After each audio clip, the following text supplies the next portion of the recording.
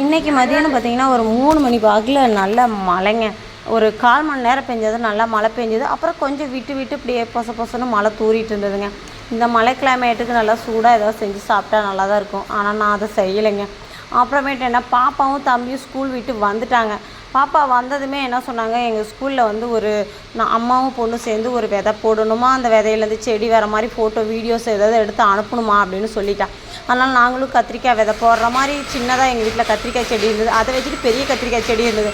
அப்படியே அது வளர்ந்த மாதிரிலாம் அப்படி ஒரு வீடியோவாக எடுத்து அனுப்பணும். ஆனால் அவங்க டீச்சர் சொல்லிட்டாங்க, இது வீடியோவாக வேணாம் பாப்பா, நீ ஃபோட்டோஸ் மட்டும் அனுப்பு அப்படின்ட்டாங்க.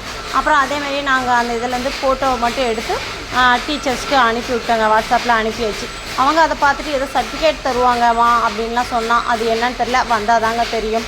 அப்புறமேட்டு பார்த்திங்கன்னா, பக்கத்தில் ஒரு தம்பிக்கு பிறந்த நாளுங்க நாளைக்கு. அவனுக்கு வந்துட்டு ஷர்ட்டு ரெடிமேட் எடுத்துகிட்டு வந்திருக்காங்க. நல்லா சைஸு, கையோட சைஸ் வந்துட்டு பெருசாக போயிடுச்சுங்க. அது வந்து கை தையல் பார்த்திங்கன்னா நல்லா மூட்டின மாதிரி, இந்த லுங்கிலாம் மூட்டுவாங்க இல்லைங்களா, பிசுறு தெரியாமல், அந்த மாதிரி ஸ்டிச் பண்ணியிருந்தாங்க.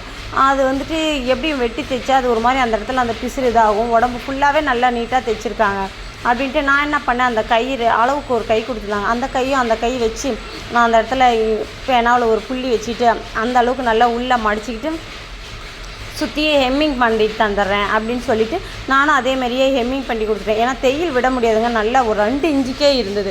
அது வந்து உள்ளே மிஷினுக்குள்ளே கை விட்டுட்டு அது உள்ளே விட முடியாது அப்படின்ட்டு நான் ஹெம்மிங் பண்ணி கொடுத்தேங்க. ஹெம்மிங் பண்ணிவிட்டு அந்த அளவுக்கு நல்லா நீட்டாக இருந்ததுங்க. ஃபினிஷிங்கும் நல்லா பக்காவாக இருந்துச்சுங்க. ஏதோ ஒரு சுருக்கம் எதுவும் இல்லாமல் நீட்டாக இருந்தது.